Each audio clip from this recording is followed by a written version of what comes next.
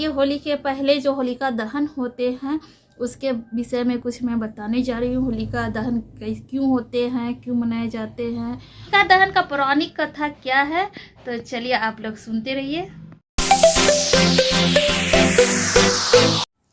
Hey guys, good morning, welcome back to my new vlog. अभी के बज रहे हैं 9। आई होप आप लोग अच्छे होंगे, मस्त होंगे, तंदुरुस्त होंगे। आप लोगों के घर में होली की तैयारियां चल रही होंगी। तो चलिए होली के पहले जो होलिका दहन होते हैं उसके विषय में कुछ मैं बताने जा रही हूँ। होलिका दहन क्यों होते हैं, क्यों मनाए जाते हैं और इनके पीछे क्या क्या कहानियाँ हैं, तो चलिए मैं वही आप लोगों को मैं बताने जा रही हूँ। तो चलिए आप लोग बने रहिए एंड तक और सुनते रहिए कि ये होलिका दहन जो है, होलिका दहन के पीछे कितनी कहानियाँ हैं। उतना तो मैं बता भी नहीं सकती हूँ, बहुत सारी कहानियाँ हैं। ये मैं बताऊँगी जो मुझे पता है, मुझे मालूम है थोड़ा बहुत।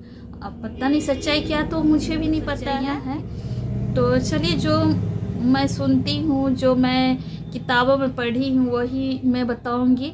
तो चलिए आप लोग बने रहिए।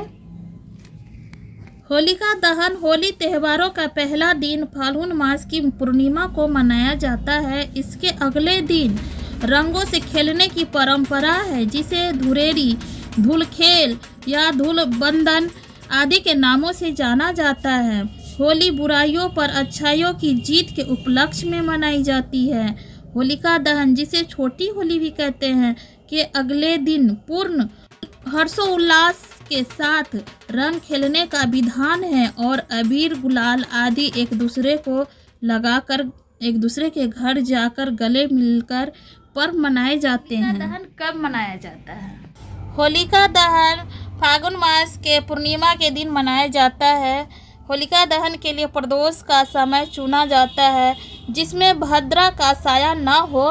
और हम लोग के जो इस साल जो है 2023 में 7 मार्च को होलिका दहन होगी। होलिका दहन की पौराणिक कथा है, तो चलिए आप लोग सुनिए। दानव राज हिरण्यकश्यप ने अपने पुत्र प्रहलाद, जो विष्णु भक्त थे, उन्हें अपनी बहन होलिका दहन के गोद में बैठाकर जलाने का प्लान बनाया। और जब आग लगी तो हिरण्यकश्यप की बहन होलिका दहन जल गई और उनके पुत्र प्रहलाद बच गए।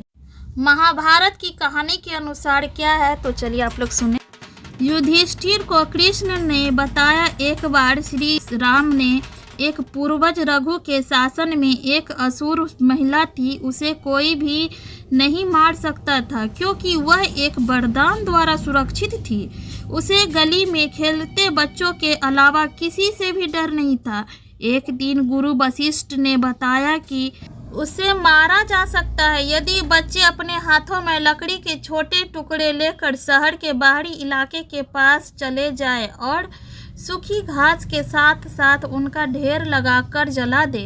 फिर उसके चारों ओर परिक्रमा करे, नृत्य करे, ताली बजाए, गाना गाए और नगाड़े बजाए। इसी तरह किया गया और उसी दिन को एक उत्सव के रूप में मनाया गया, जो बुराई पर एक मासूम दिल की जीत का प्रतीक है। दहन का जो हिस्ट्री है, मतलब इतिहास है, क्या है आप लोग जानिए।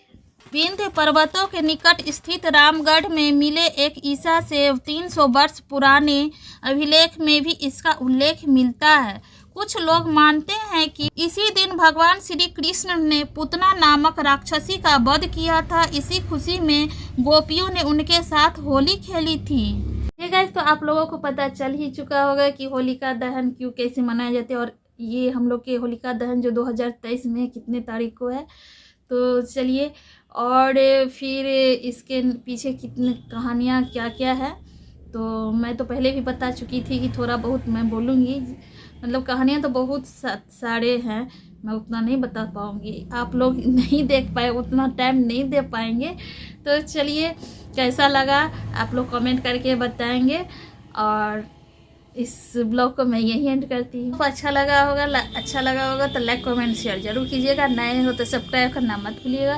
बेल आइकन पर क्लिक जरूर कीजिएगा, जिससे आपको नोटिफिकेशन मिलता रहेगा और मेरी वीडियो को मिस नहीं कीजिएगा। Thank you for watching. फिर नेक्स्ट ब्लॉग में जल्दी मिलती है। नेक्स्ट ब्लॉग में मैं होली के बारे में बताऊँगी, होली कैसे मनाए जाते हैं और क्यों मनाए जाते हैं। तो चलिए मैं अगले ब्लॉग का आप लोग वेट कीजिए ओके बाय बाय। खुश रहे और खुशियाँ बांटे।